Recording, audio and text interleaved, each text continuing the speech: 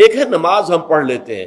آپ نے سارا پڑھ لیا، سارا تعدیل ارکان بھی کر لی، لیکن اگر آپ کا اللہ کے ساتھ ڈائریکٹ کمیونین اور ڈائریکٹ کمیونیکیشن قائم نہیں ہوا تو نماز، جس کو کہ کہا گیا کہ الصلاۃ معراج المومنین، جو قرب حضور کو حاصل ہوا معراج میں، وہ ایک بندہ مومن دنیا میں رہتے ہوئے حاصل کر سکتا ہے نماز میں، اگر اس کی روح جو ہے واقعتاً ہم کا نام ہو رہی ہو، الحمدللہ رب العالمین الرحمن الرحیم مالک یوم الدین ایاک نعبد و اگر ہم واقعتاً ایسے کہہ رہے ہو کہ ہمیں احساس ہو کہ ہم اللہ کے حضور میں حاضر ہیں اور عرض کر رہے ہیں، سجدہ کریں تو حدیث میں آتا ہے کہ ایسے محسوس ہو کہ گویا کہ میں نے اپنا سر اللہ کے قدموں میں رکھ دیا، یہ ہے نماز۔ اب جو گفتگو ہو رہی ہے یہ ہم کلامی ہے، الصلاۃ معراج المومنین، اہل ایمان کے حق میں یہ نماز جو ہے یہ معراج کے درجے میں، لیکن یہ نماز کیسے نصیب ہوگی اگر روح سوئی ہوئی ہے، دبی ہوئی ہے، پسی ہوئی ہے، مزمحل ہے یا مردہ ہے؟ یہ نماز کیسے حاصل ہو؟ چاہے آپ پانچوں وقت کی نماز پڑھ رہے ہو، چاہے آپ نے ہیبٹ بنا لیا ہو نماز کو، چاہے خوش بھی ہو گیا ہو،